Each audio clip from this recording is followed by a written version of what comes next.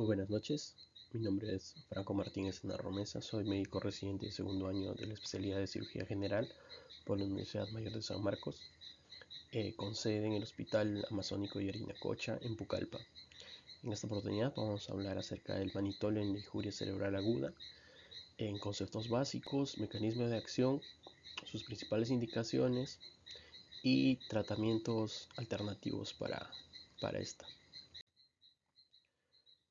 Dentro de la era del manitol o de la historia del manitol, en 1940 recién se hacen estudios con soluciones hiperosmolares derivadas del Lexitol y de la urea, que causaron interés en la fisiología ya que tendían a una función de diuresis osmótica, la cual era óptima para el tratamiento del edema. Casi 2 décadas después, recién en el año 1961, se informó por primera vez el uso del manitol en sí en comparación directa con la urea. Bueno, y estos autores demostraron que el manitol no solo era eficaz reduciendo la presión intracraneal, sino que además tuvo una acción más prolongada y no se asoció al efecto rebote de la presión intracraneal comparado a la urea. Esto condujo a que el manitol se considere como un pilar fundamental para el tratamiento del edema cerebral. Entonces, el manitol vendría a ser un diurético osmótico endovenoso, el cual va a filtrarse por los túbulos renales, pero no se va a reabsorber.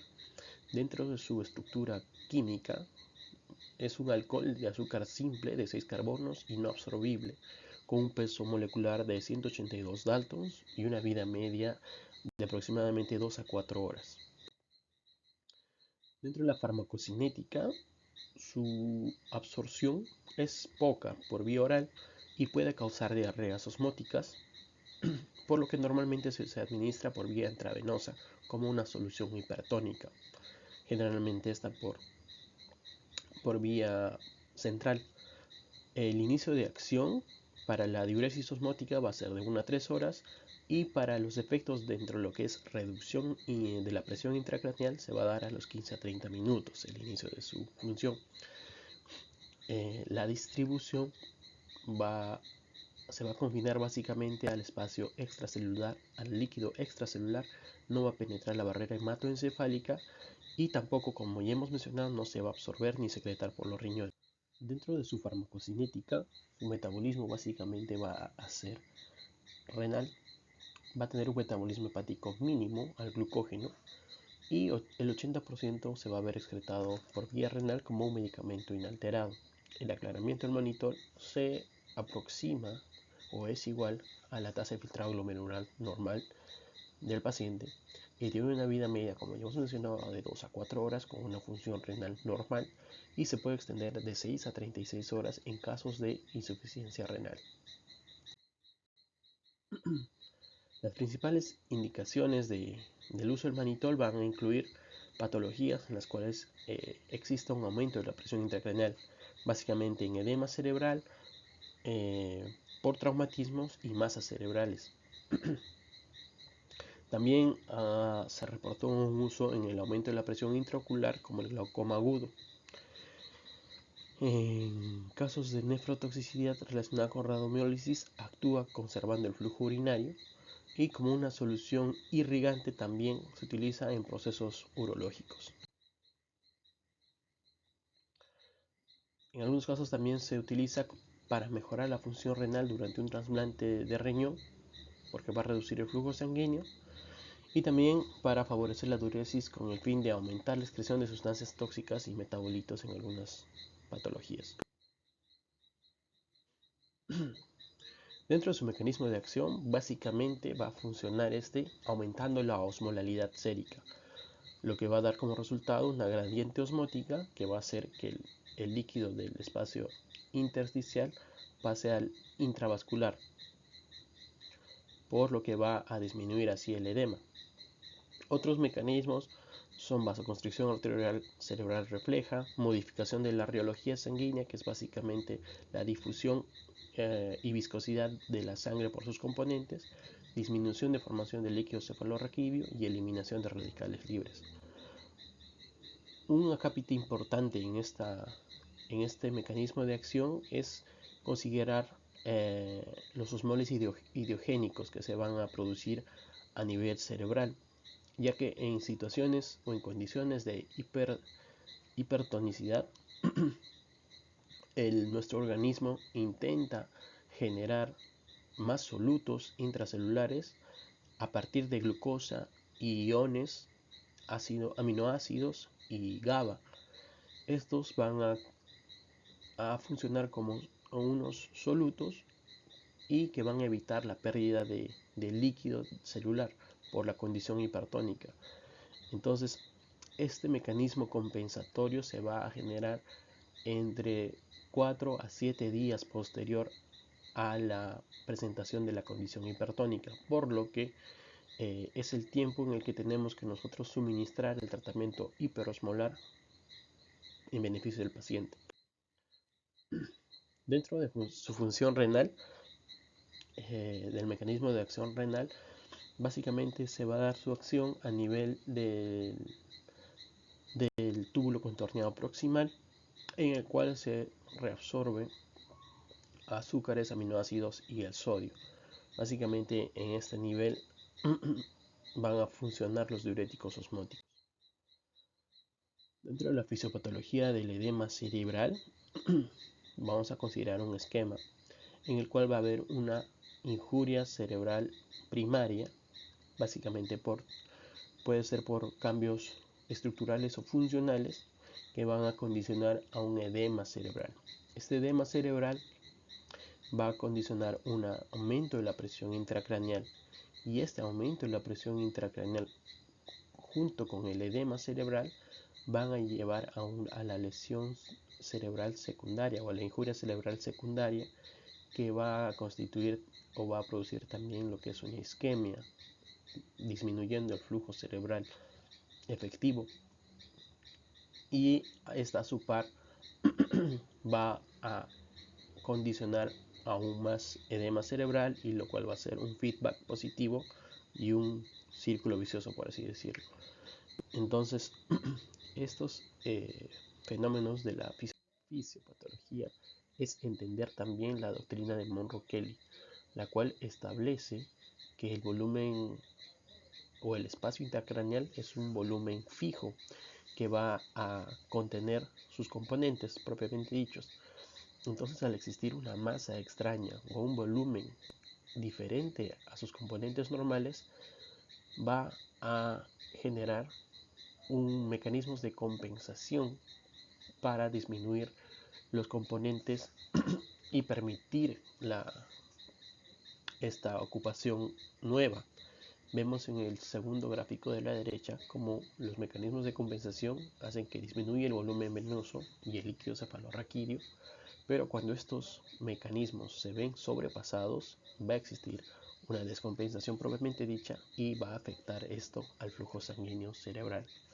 Entonces tenemos que entender que la presión intracraneal normal va a variar de 5 a 15 milímetros de mercurio, y tenemos que conocer que la presión de perfusión cerebral es igual a la presión arterial media menos la presión intracraneal, y una presión de perfusión cerebral normal se considera de 70-80 y una mínima de 60.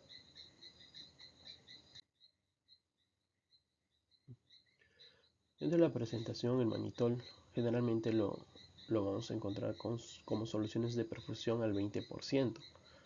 Estas van a contener 20 gramos de mannitol en 100 mililitros, y van a venir en envases de 250 y 500 mililitros envasados en frascos de polietileno. Su dosis va a ser, su efecto va a ser dosis dependiente.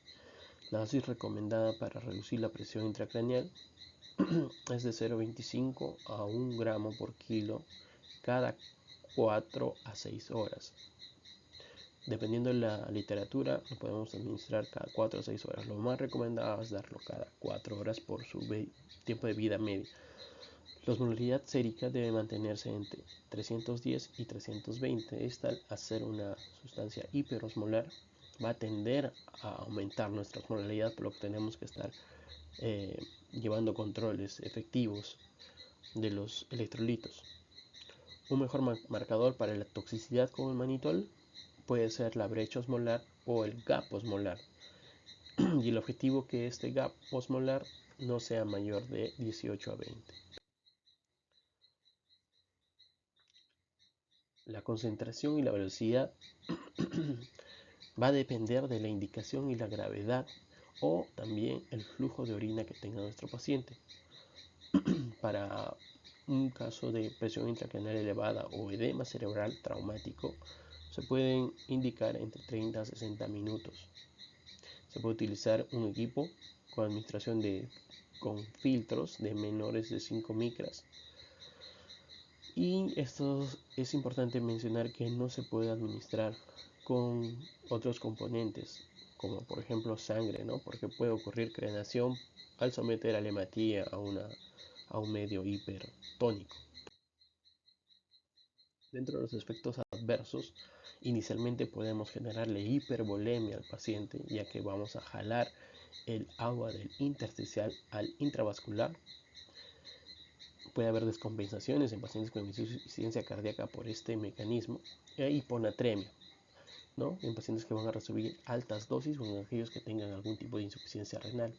Los efectos a largo plazo ya va a ser la deshidratación por la diuresis osmótica que va a producir hipernatremia hipovolémica, porque con el tiempo la pérdida de agua va a superar a la pérdida de sodio en pacientes con una función renal normal.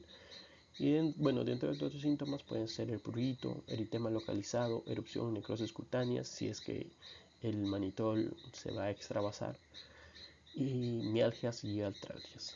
Es importante cuando sospechemos que el manitol se esté extravasando de nuestra vía endovenosa, hay que suspender el tratamiento de manera inmediata. Entre las contraindicaciones en las cuales no vamos a poder utilizar el manitol de ninguna forma es en pacientes con falla renal, anuria o oliguria, hipovolemia severa, hemorragias intracraneales activas, edema pulmonar, en algunos casos hipertensión grave y en la insuficiencia cardíaca congestiva.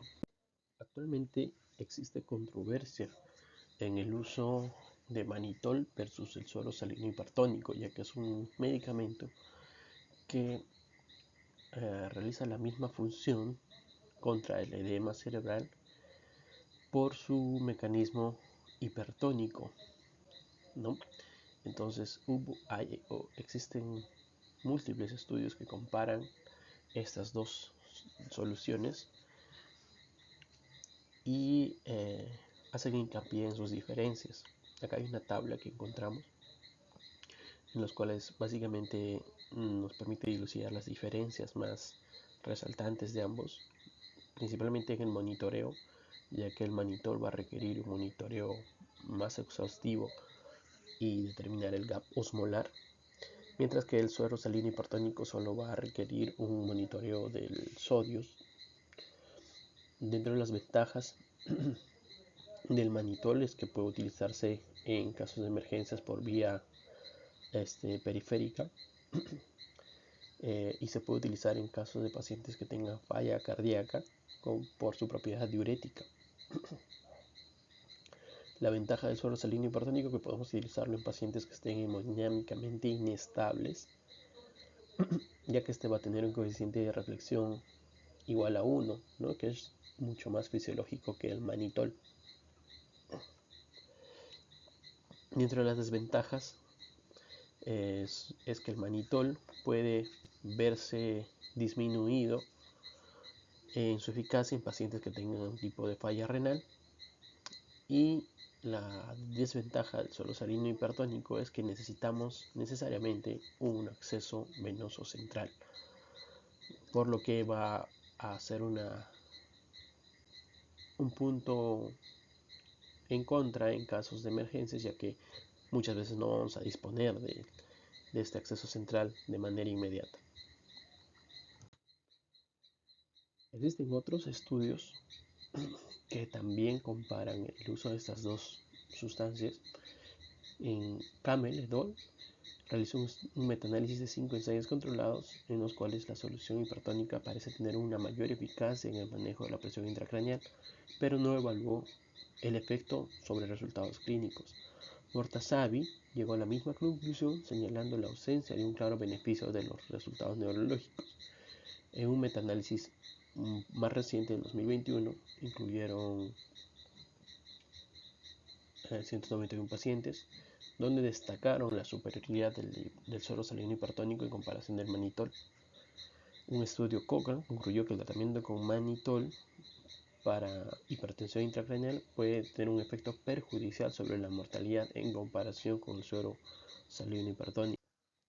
Dentro de las guías más importantes y actualizadas que encontré está esta guía americana del año 2020, que son guías para el tratamiento agudo del edema cerebral en pacientes neurocríticos, la cual recomienda la solución salina hipertónica por encima del manitol en pacientes que tengan aumento de presión intracraneal o edema cerebral a causa de lesión cerebral traumática.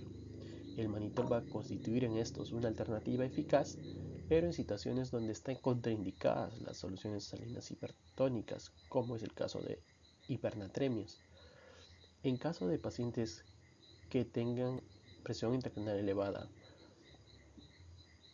por un ictus isquémico agudo, se pueden utilizar indiferentemente cualquiera de las dos, o manitol o solución salina hipertónica.